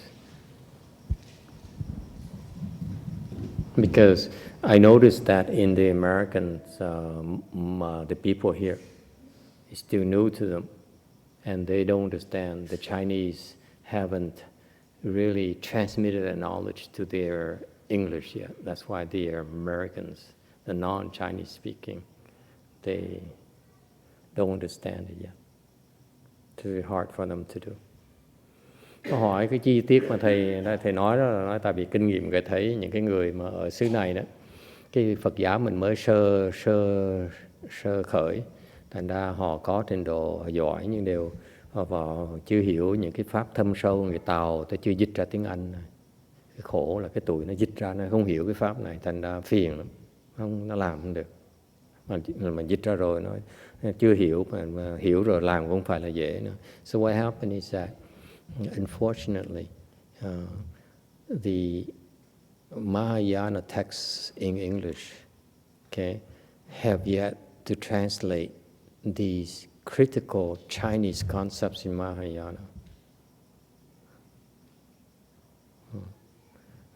Tại vì những cái quan niệm này đó là pháp người Tàu, mà khi mà cái người dịch ra tiếng Anh đó, không hiểu cái quan trọng cái này đó, tại khi họ không chịu dịch những cái phần này, họ dịch những cái mà quý vị thích, quý vị nghe thôi. Người ta thích nghe, ta muốn in lại, ta muốn nhiều, có những người muốn nghe, người thích thú đó, thì họ dịch mấy cái phần nó dễ hơn, họ được nổi tiếng hơn. So what happened to these people is that they translate these sutras, these texts from their teachers, from Chinese and so forth, into English. They translate things that are popular, things that a lot of people approve and praise, okay, and give money to print and buy the books. Thành ra người ta thích là người ta cúng tiền cho họ để mà họ in kinh, họ mua những cuốn kinh này, okay. Thành ra còn ngược lại những cái quan niệm Phật giáo cao đó, okay, thì họ không có chịu dịch ra. Phần tại không hiểu, phần nó không thấy cái lợi ích gì cả. Okay. So what happened is these people, first of all, part of it is they don't understand these advanced concepts, the importance of these advanced concepts. Okay, and number two is that they still are bound by people's approval. Họ vẫn còn kẹt vào cái sự hưởng ứng của cái người Phật tử. Okay? You know, like this. Take for example tonight. Most of you are falling asleep. We're talking about, you know, you go to a high level part of this content. Most of you say, "Huh? What are you talking about?" Nên tối nghe chứng minh với quý vị thấy đó, cái phần đầu của chương 3 này, cái chương thứ 3 này, đâu có ai muốn nghe đâu. Quý vị nghe cho vui lịch sự vậy thôi, chứ còn muốn ngủ cũng không được nữa. Alright? Look at poor lady back there. She says, what am I doing here? It's almost 2 hours and I don't know what the heck they're talking about. That's called merit and virtue. You see? It's so advanced. They nói là tội người ta tới ta nghe cái phần này khó quá. Thành ra cách nào mà hiểu. It's not meant for you to understand. Cái này cái vị hiểu không được.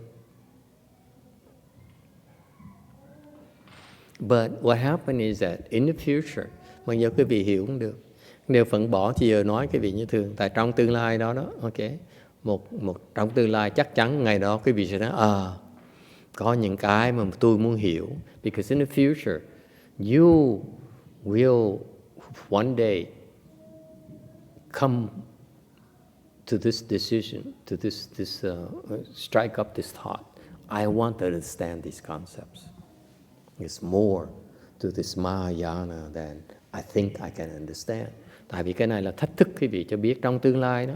Quý vị nếu quý vị có sức rồi, quý vị sẽ thấy ngày đó quý vị nói có những quan niệm khác mà tôi chưa hiểu nữa. Okay? Tôi muốn hiểu những quan niệm đó. You want to understand these advanced concepts. It's a lot more advanced, you think. Okay? There's room for growth, in other words. Nói cách khác. Còn cái sự hiểu biết cái vị còn có nhiều, cần phát triển nhiều lắm. Okay? You should be humble. Okay? Don't slight others. Don't feel you're superior. Thì nói vậy để quý vị nhớ, đừng bao giờ nghĩ là mình hơn người ta hết đó. Okay? You listen to these, you don't understand what these first 26 slides are about. 26 tấm này quý vị đâu có hiểu gì đâu. Nói chuyện cho vui vậy thôi. Yes? Remember that. That's why you say, never mind about others not as good as you are. You still a lot of these things here we don't understand. That's what it's about. Thành ra đừng có khinh thường người khác. Biết khiêm tốn. Có những cái Phật Pháp mình chưa biết, mình giải quyết cái chưa biết của mình, chứ còn người ta không biết là chuyện của người ta. Whether the others don't understand the Buddha Dharma, it's their problem. It's about you. All right? Challenge yourself. Number 27. I'm getting bored too.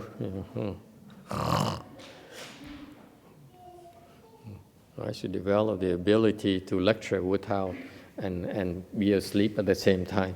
Phải chỉ có cái thần thông mà vừa nói giảng pháp vừa ngủ gà ngủ gật được. Yes, ma'am.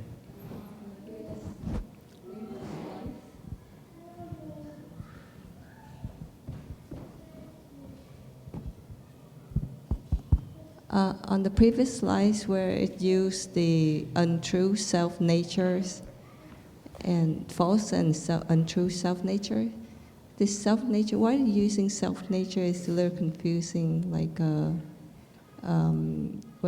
when I see self-nature, it's talking about the Buddha nature. In this case, so are we talking about the Buddha nature is including the false and true in there, or?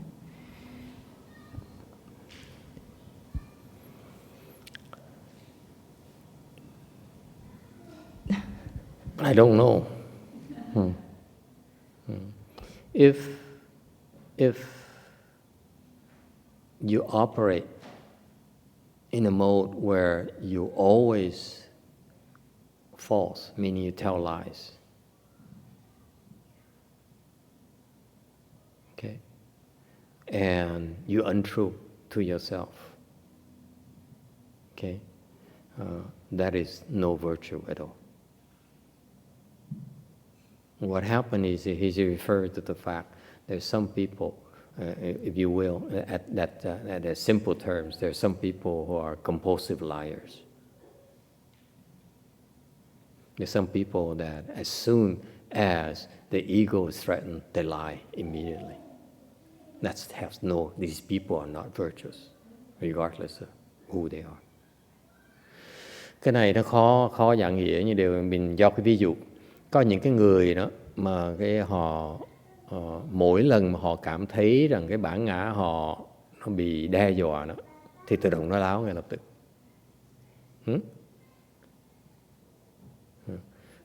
Thì như vậy đó, và sống như vậy là sống trong cái tự tánh những cái người đó, sống trong cái giả, sống trong cái không chân thật. Thành cái đó, người đó không thể nào có đức được. Người đó là thiếu đức. Mình đi nói láo, mình đi lừa gạt, mình sống không biết sự thật là cái gì hết. If you live by fooling others, by lying to others, and fail to recognize something called the truth, okay? It's only about you. There's no truth beyond you. Thì những cái người đó, cái sự thật của họ chỉ là cái bản ngã của họ thôi. Ngoài ra, cái gì mà không phục vụ cho bản ngã của họ là không quan trọng.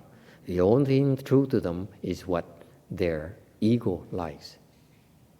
Okay?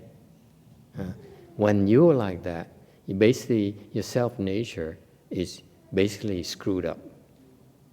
You're messing yourself up. There's no virtue at all. You're incapable of virtue. Have you met people like that? Nói cách khác, là cái vị thấy những cái hạng người đó chỉ muốn nói láo, chỉ muốn đi lừa gạt người ta. Okay? Những người đó không thể nào có đạo đức được. Doesn't matter who they are. They could be a monk, you could be a cultivator. It doesn't matter. He's referring to the fact that your mode of operation, your OM, okay, the way you function as a person indicates whether you're capable of virtue or not. Con người mà có những hành động như vậy, sống như vậy đó, thì con người này không thể nào có đạo đức. Mặc dầu là người tăng, người ni gì đi nữa, không quan trọng, vẫn không thể nào có đạo đức được. Not possible. Okay? Because all you know, okay, is the ego. You're only serving the ego. Cái này, người này chỉ phục vụ cái bản ngã mình thôi. Cái bản ngã mới là thật, không có gì là thật hết. Nothing is true except for the ego.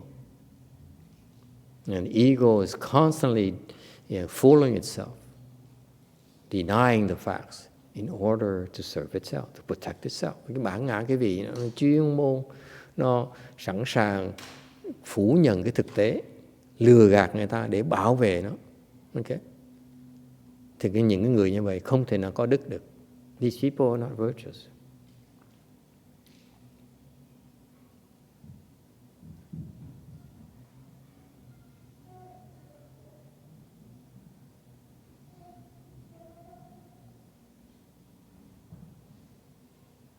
Any questions? Thầy. Why come she can use the microphone and none of you can? Cái cô này mỗi lần tim nào nói rõ ràng dễ sợ, mà cái vị người nào cũng có vấn đề hết. Why is that? She's only a cook. Chỉ là nấu ăn thôi. What's wrong with you? Gì đâu học bạch thầy. Giống bạch thầy kể nói về mấy đêm nay đó, thì giống con cũng nghe pháp rất là nhiều. Mà giống thầy bây giờ thầy thiết như vậy đó là con mới có cái trình độ, mới có cái trí huệ mà bước vô để nghe thôi, chứ mình cũng không có kêu bằng nghe qua rồi cũng quên, phải học rất là nhiều lần mới hiểu biết. Chứ nói qua 1-2 lần không có hiểu biết cái gì hết trơn. Không mới biết. Giống ông Dương Võ Đế gì đó, ổng nuôi tăng chúng quá là nhiều, mà tăng chúng không có người nào mà giác ngộ hết. Thì ngài cái ngạo mạn ngài còn càng lớn thêm nữa. Là ông tổ sư Đạt Ma tới, ông khai thị một cái rồi đó, thì ông đâu có hiểu đâu. Thì bởi vì ông kẹt cái chỗ đó. Bởi vì mình nghe rồi mình cũng là ông tổ sư Đạt Ma qua hồi đó thì ngày xưa thì đâu có Phật pháp mà qua tới Trung Quốc để người ta khai thị.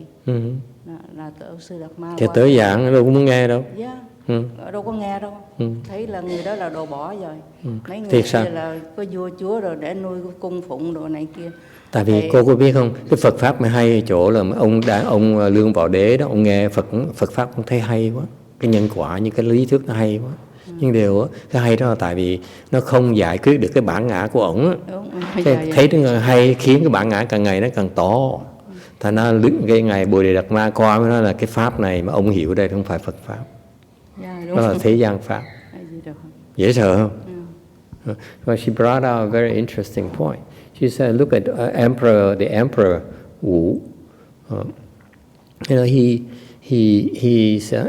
including herself, she says, I listen to this, I way over my head, and it tells me I still need a lot of work to do. I says, exactly, but also, it's not just you, everyone else. But look at the Emperor Wu, okay? He says, he's just like you. He listened to all these dharmas, and just like many of you, he likes it. He says, this Buddhism is so logical, it's so well structured, it's so wonderful, has so many wonderful stories, so many wonderful principles. Cái giáo lý Phật giáo mà nó thâm sâu dễ sợ lắm. Cái trình độ Lương Bảo Đế như quý vị đó mà tới thích được là tới nghe được, tại quý vị thích cái Phật giáo mình. You keep on coming because you enjoy this, okay? You get something out of it, okay? And that's Emperor Wu as well, okay? But the only difference is that Emperor Wu has been very instrumental in to Buddhism in China back then. But he's going down the wrong path because the other monks and nuns, they are not helping the emperor. They only because of them, the emperor is actually getting worse and worse, getting into trouble. Thì ra tại vì những cái đời xưa đó, người ta nợ ông Lương Bảo Đế và tòng phục ông Lương Bảo Đế, không khác gì người Nhật Bản, quý vị biết không? Nhật Bản nó cũng tòng phục ông vua. Just like in Japan, the Japanese Buddhist monks and nuns used to owe a lot to the emperor. When you do that, okay, you cannot help the emperor. The emperor is in control. Vì nếu cái vị tòng phục ông vua đó, quỳ lụy ông vua đó, cái vị chết, ông vua sẽ cứu vua không được. You cannot help the emperor if you depend on the emperor. Okay? Because you depend on the emperor will make his ego bigger. Ông vua mà thấy cái vị tòng phục quỳ lụy một cái là cái bản ngã ông vua nó càng ngày nó càng lớn lên. Tôi là làm ơn cho Phật giáo. So now I benefit Buddhism. Okay? So I'm above Buddhism. And what happened is that the emperor unfortunately didn't have a good teacher. That's why later on he got into trouble. He died, and they starved him to death, and then he went to the hungry ghost realm. Sau này Bồ Đề Đạt Ma là cố gắng giúp Lương Bảo Đế mà giúp không được, rồi sau này Lương Bảo Đế đó là bị nó giam hãm và chết đói chết khát, thành bị đọa xuống làm ngạ quỷ. I don't know about you, but for me to be an emperor, a powerful emperor, and then end up at the time of death as a hungry ghost, go to hungry ghost realm, I'd rather not be an emperor. Thầy không biết cái vì sao chứ, đối với thầy làm hoàng đế sung sướng, uy quyền hả? Miệng thét ra lửa, mà để như vậy rồi cuối cùng mình chết, khi mình chết mình trở thành ngạ quỷ thì hoàng đế là không có lợi. To me, being an emperor doesn't pay. Being an emperor like that doesn't pay. Okay?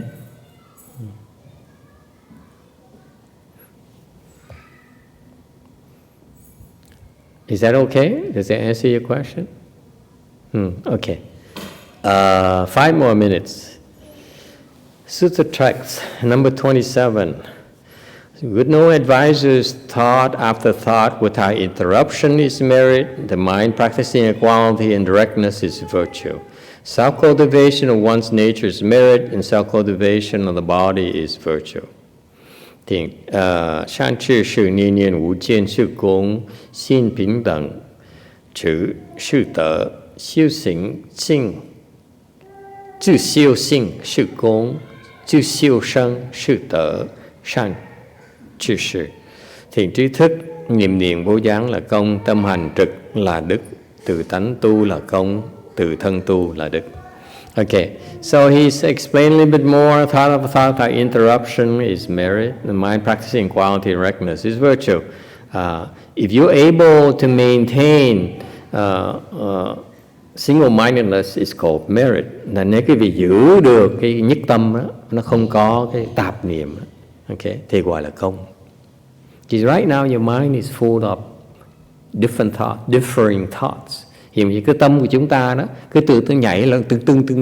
It's very hard for you to maintain one thought like Amitabha's Buddha's name. Bây giờ cái vị niệm Phật, A Di Đà Phật á, thì cái vị giữ cái tâm A Di Đà Phật không được, nó cái tạp niệm nó nhảy lên hoài trong lúc niệm Phật. Yes or no? Có là không? Yes, it's right there. That's why you don't have a lot that much merit when you recite the Buddha's name. Vì như vậy mà khi cái vị niệm Phật, cái vị thiếu công. And the mind practicing equality and directness is virtue. Cái tâm cái vị mà bình đẳng và thẳng thì mới gọi là đức. If you practice equality, okay, then cái tâm quý vị mà bình đẳng là cái người quý vị có đạo đức. When your mind has no discrimination, treats everyone equally, that's called virtue. And if you are direct, cái tâm quý vị trực, chính trực đó, thì gọi là đức. Don't beat around the bush. Đừng nói quanh nó co. Alright? Very simple. You practice those things, then you are generating virtues for yourself. Khi giữ cái tâm bình đẳng và chính trực đó, thì khi đang tạo công đức cho mình, tạo đức cho mình. Alright? Self-cultivation one's nature is merit, and self-cultivation of the body is virtue. Tu của cái tự tánh mình đó, gọi là công. Okay? Meaning that you cultivate in order to let your self-nature manifest. To see your self-nature is called merit because it's hard work, like a chanchi here. Nên tu để cái vị khiến cái tự tánh mình nó hiện, thấy được cái tự tánh mình đó, là công. Tại sao vậy? Cái vị nhìn cái Phật, cái thiền thất mình đó, làm việc cực dễ sợ để mà thấy được cái tự tánh. Our chanchi is hard work, a lot of hard work that are designed to help you see your nature. That's why I say, when you practice the chanchi, you're creating a lot of merit, okay? And they get maximized when you're able to see your nature. Thành lúc quý vị tu cái thiền thất như mình vậy đó, là quý vị đang tạo công, rất nhiều công. Mà nhất là khi mà quý vị thấy được cái tánh rồi, cái công quý vị nó có thể vô lượng vô biên. And cultivation of the body is virtue. Và tu của cái tự tánh tu của cái thân này, thân này nó là cái pháp thân đó, thì gọi là đức. You're talking about your dharma body. Alright? Okay. Thank you, Lord. Time is up. We survived up to 29. See? Thank you, everyone. Good night.